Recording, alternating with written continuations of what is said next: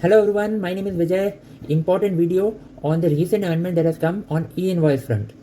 तो आज के दिन जो ई इनवॉइस इशू हो रहा है वो टैक्स पेयर इशू कर रहे हैं जिनका टर्नओवर 10 करोड़ से ज़्यादा था in any of the preceding financial year from 2017-18 to financial year 22-23। अब इस थ्रेशोल्ड को 10 करोड़ के थ्रेशोल्ड को रिड्यूस करके 5 करोड़ कर दिया गया है। तो जिनका भी एग्रीगेट टर्नओवर 5 करोड़ से ज़्यादा था in any of the preceding financial year उन्हें ई इनवॉइस इशू करना पड़ेगा फ्रॉम 1 अगस्त 2023। ई इनवॉइस होता क्या है? ई invoice is nothing but N invoice which is validated by the government on a real time basis. आप एक इनवॉइस इशू करते हैं, उन्हें सरकार के पोर्टल पे सबमिट करते हैं, इनवॉइस रजिस्ट्रेशन पोर्टल, वहाँ सबमिट किया जाता है और सरकार आपको IRA number, invoice reference number और एक QR कोड देती है। उसको आप अपने इनवॉइस में प्रिंट और एम्बेड करते हो and then it becomes an e-invoice as per section 31 and read with rule 48 of the CGST rules. Now, which are the transactions that are covered under e-invoice?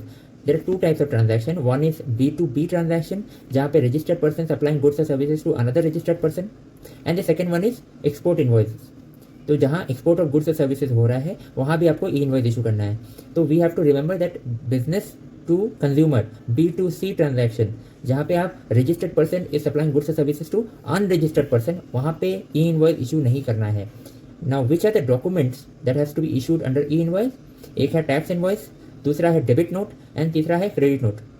तो जो पहला दो कैटेगरीज मैंने बताया ट्रांजैक्शन का, B2B एंड एक्सपोर्ट, तो इन दोनों cases में जब आप टैक्स इनवॉइस, डेबिट नोट्स और क्रेडिट नोट इशू करते हैं वो आपको ई इनवॉइस के थ्रू इशू करना है।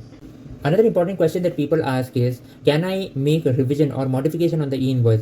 That is not possible at the moment. ये फैसिलिटी हमें नहीं दी गई है। हाँ, we can cancel the e-invoice within 24 hours of generation. तो 24 घंटे के अंदर अंदर यदि कोई मिस्टेक, एरर यदि समझ में आ रहा है तो आप कैंसिल कर दीजिए। But after 24 hours you cannot cancel also. You have to make amends through credit note only.